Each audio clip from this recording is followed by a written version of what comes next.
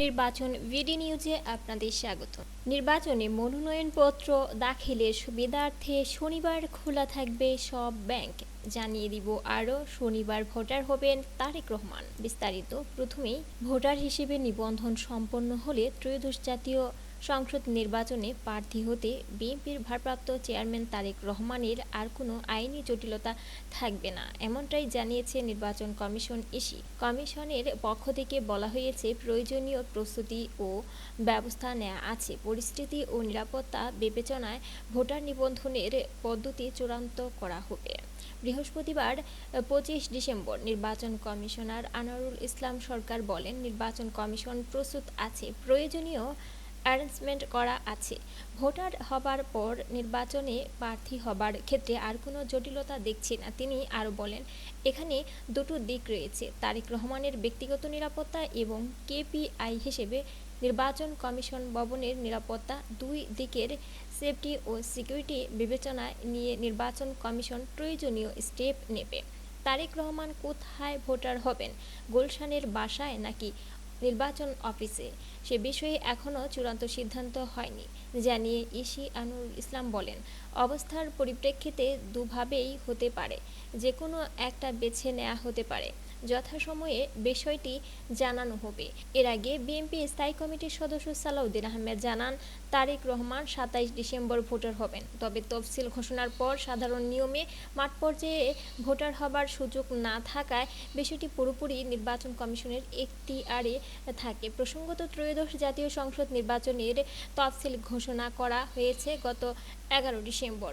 ফলে এখন কিভাবে এবং কোন পদ্ধতিতে তারেক রহমান ভোটার হবেন সেটি আলোচনার বিষয়। তিনি ঢাকার বাসিন্দা হওয়ায় ঢাকা আঞ্চলিক নির্বাচন অফিসেই তার ভোটার সংক্রান্ত কার্যক্রম সম্পন্ন হবার কথা। ইসি সূত্র থেকে জানা যায়, 2008 সালের 29 নভেম্বর তফসিল ঘোষণার পর শেষ সময় ক্যান্টনমেন্টের বাসায় ভোটার হয়েছিলেন সাবেক প্রধানমন্ত্রী খালেদা জিয়া।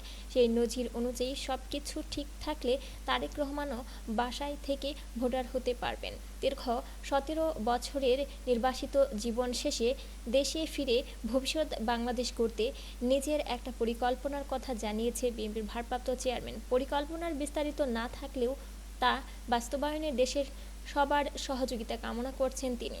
দেশে ফেরার পর বৃহস্পতিবার ঢাকার 300 ফুট এলাকায় সংবর্ধনা মঞ্চে দাঁড়িয়ে তিনি বলেন, আই হ্যাভ এ প্ল্যান। ত্রয়োদশ সংসদ নির্বাচনে অংশ নিতে ভোটার হওয়া বাধ্যতামূলক। দেশের যে কোনো নির্বাচনী এলাকার ভোটার হলেই চলবে। 12 ফেব্রুয়ারি নির্বাচনে আগ্রহীদের মনোনয়নপত্র সংগ্রহ ও জমার শেষ সময় 29 ডিসেম্বর। ইতোমধ্যে বগুড়া 6 আসনে তারেক রহমানের জন্য মনোনয়নপত্র সংগ্রহ করা হয়েছে। মনোনয়নপত্র জমার সময় প্রয়োজনীয় কাগজপত্র দাখিল করতে হবে। এছাড়া জানিয়ে দিব, ওইদিকে নির্বাচনী মনোনয়নপত্র দাখিলের সুবিধার্থে শনিবার খোলা থাকবে সব ব্যাংক।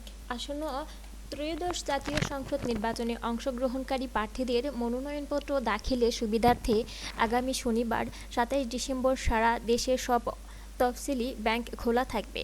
নির্বাচন কমিশনের ইসির অনুরোধে বাংলাদেশ ব্যাংক এ সিদ্ধান্ত নিয়েছে।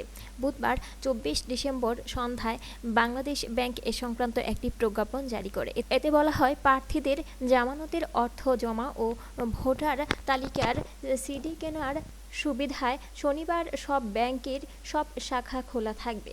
ইসির চিঠিতে উল্লেখ করা হয়, 29 ডিসেম্বর মনোনয়নপত্র দাখিলের শেষ দিন। এর আগে টানা 3 দিনের ছুটি থাকায় 25 ডিসেম্বর বড়দিনের ছুটি, 26 ও 27 ডিসেম্বর শুক্রবার ও শনিবার সাপ্তাহিক ছুটি। ব্যাংকিং কার্যক্রম বন্ধ থাকলে প্রার্থীদের পক্ষে প্রয়োজনীয় অর্থ জমা দেয়া কঠিন হয়ে পড়বে। নির্বাচনী বিধি অনুযায়ী মনোনয়নপত্রের সঙ্গে জামানত ও ভোটার তালিকার সিডি ক্রয়ের অর্থ ব্যাংক ড্রাফট, প্রে অর্ডার বা ট্রেজারি চালানোর মাধ্যমে জমা দিতে হয়। এ সংকট নিরসনে আগামী শনিবার ব্যাংক খোলা রাখার অনুরোধ জানায় নির্বাচন কমিশন। উল্লেখ্য, গত 12 ডিসেম্বর নির্বাচন কমিশন ত্রয়োদশ জাতীয় সংসদ নির্বাচনের তফসিল ঘোষণা করে। ঘোষিত তফসিল অনুযায়ী আগামী 12 ফেব্রুয়ারি ভোট গ্রহণ অনুষ্ঠিত হবে। বর্তমানে প্রার্থীরা মনোনয়নপত্র সংগ্রহ ও দাখিলের প্রস্তুতি নিচ্ছে।